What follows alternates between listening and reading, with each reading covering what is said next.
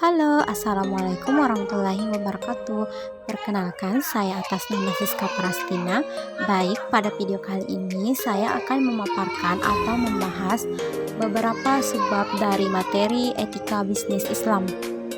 Pertama-tama, kita harus mengetahui terlebih dahulu apa itu etika bisnis. Etika berasal dari bahasa Yunani, yaitu dengan kata ethos yang berarti adat istiadat atau kebiasaan.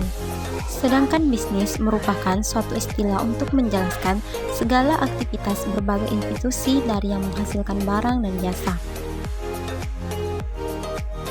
Sehingga dapat ditarik kesimpulan bahwa etika bisnis adalah perwujudan dari serangkaian prinsip-prinsip etika normatif ke dalam perilaku bisnis. Adapun pengertian dari etika bisnis Islam yaitu serangkaian aktivitas bisnis dalam berbagai bentuknya yang tidak dibatasi jumlah kepemilikan hartanya termasuk profit, namun dibatasi dalam cara memperolehnya dan pemberdayaan hartanya karena aturan halal dan haram. Etika bisnis dalam perspektif Islam adalah penerapan prinsip-prinsip ajaran Islam yang bersumber dari Al-Quran dan hadis dalam dunia bisnis.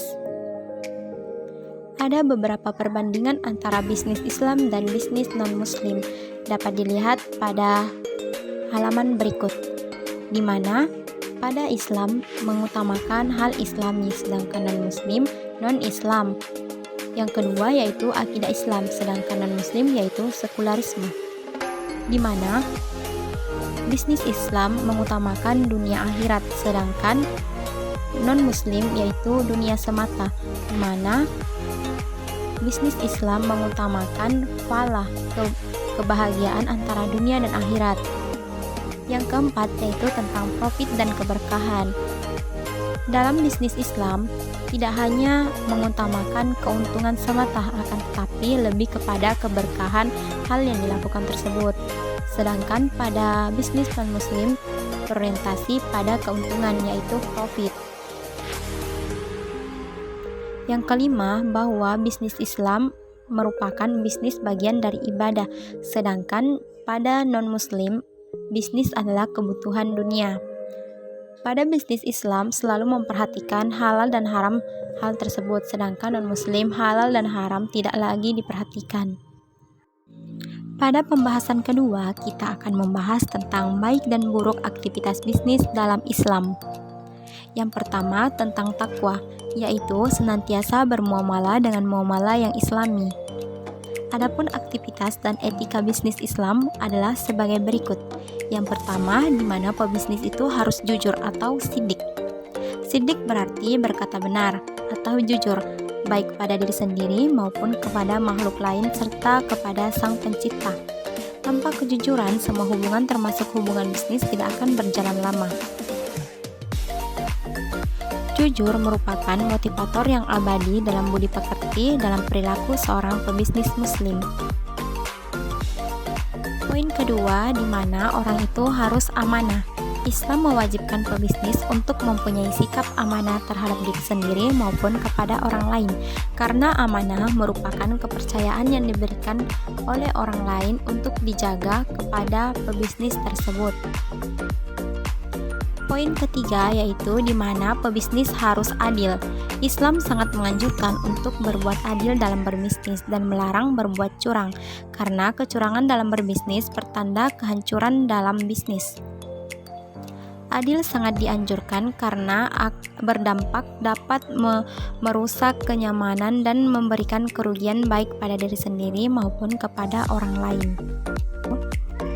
Adapun beberapa kecurangan dalam pasar perspektif Islam, yang pertama yaitu rekayasa penawaran dan rekayasa permintaan, di mana pembeli menciptakan permintaan palsu, seolah-olah terdapat banyak permintaan terhadap satu produk sehingga harga jual beli produk tersebut naik. Yang kedua yaitu penipuan. Setiap transaksi di dalam Islam harus didasarkan pada prinsip kerelaan antara kedua belah pihak, di mana kedua belah pihak harus ridho, harus menerima, sehingga tidak ada yang akan merasa dirugikan. Poin ketiga yaitu kerancuan. Kerancuan atau yang biasa disebut dengan gharar di mana jual beli gharar yaitu segala jenis jual beli dengan menipu pihak lain. Pada pembahasan ketiga, kita akan membahas mengenai macam-macam etika bisnis serta prinsip-prinsip dalam etika bisnis itu sendiri. Yang pertama, macam-macam etika bisnis. Pada poin pertama yaitu tentang kejujuran.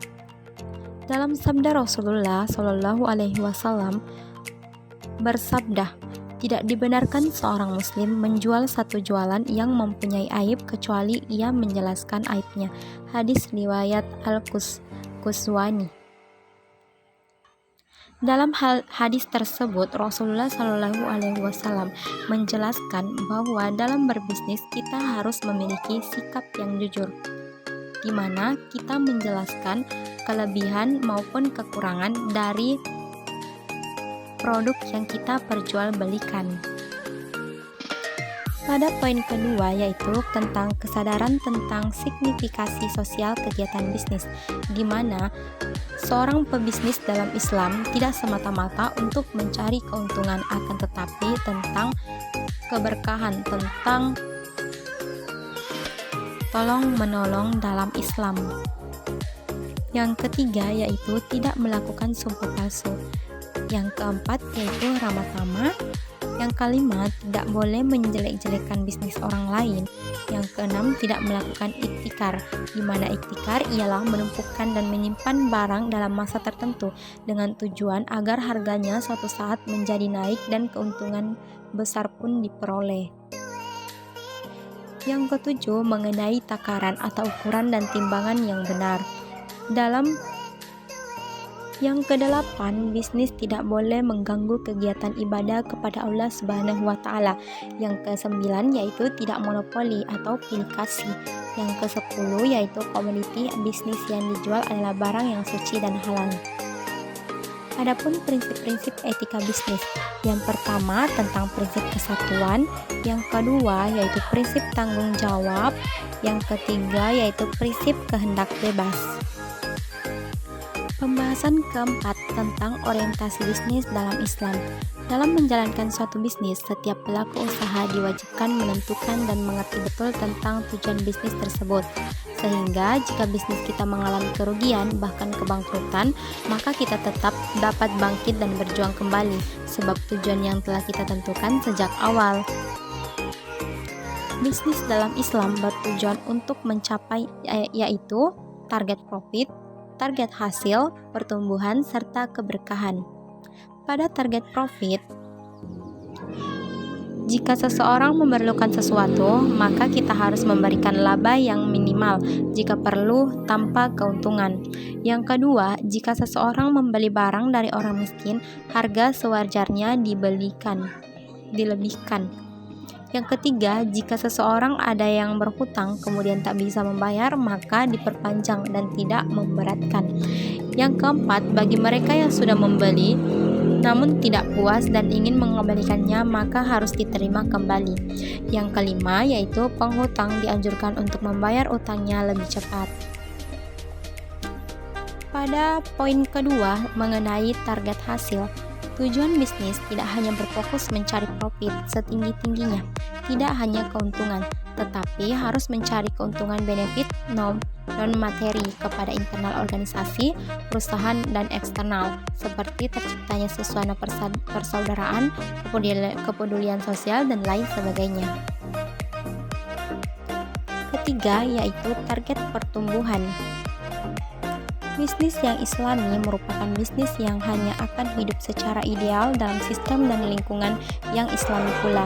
Dalam lingkungan yang tidak islami, maka pelaku bisnis akan mudah sekali terseret dan sulit menghindarkan dari kegiatan yang dilarang oleh agama, mulai dari uang suap saat perizinan usaha, penyimpanan uang dalam rekening bank yang berbunga, hingga iklan yang tidak senonoh dan kegiatan buruk lainnya.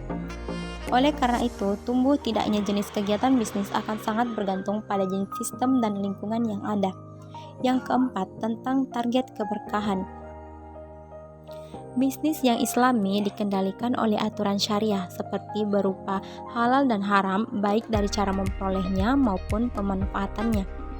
Sementara bisnis non-muslim dilandaskan pada sekularisme yang bersendikan pada nilai-nilai material, tidak memperhatikan aturan halal dan haram dalam perencanaan, pelaksanaan, dan segala usaha yang dilakukan dalam meraih tujuan-tujuan bisnis. Pembahasan kelima mengenai etika Islam mengenai produksi dan distribusi.